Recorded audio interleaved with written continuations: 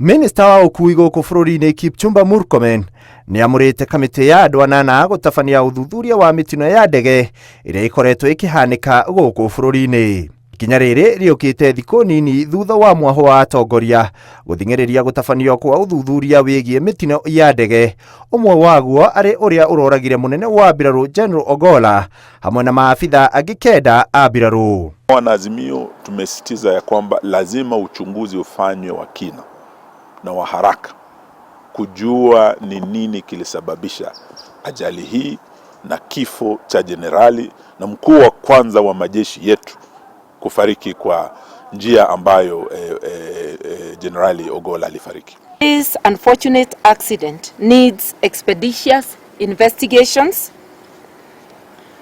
and this will not only help ease the already tense and anxious feelings of Kenyans, but it will put an end to any speculation. Gũkinyĩria thaa 3:30 cia rũcinĩ, thirikari kũgerera Minister wa ũkui Kipchumba Murkomen nĩcabithĩtie marĩtwa ma andũ anana ngathĩti-inĩ ya thirikari, kamĩtĩ ĩrĩa ĩgũtongoria harĩ gũthuthuria na gwethana na kĩhumo kĩrĩa gĩacũngĩrĩirie ndege ici kũgũa. Arĩa marĩ kamĩtĩ-inĩ ĩno nĩ mũikarĩri gĩtĩ Captain Peter Maranga agĩteithĩrĩrio nĩ Engineer Frederick Agri Okot. Amemba nao ni Captain Nduati Haman Jama, Retired Lieutenant Colonel Mike Mulwa, Ephantus Kamau, Captain Valentine Wendo, Captain Martin Lunani na mwandiki ari Brenda Mwengo.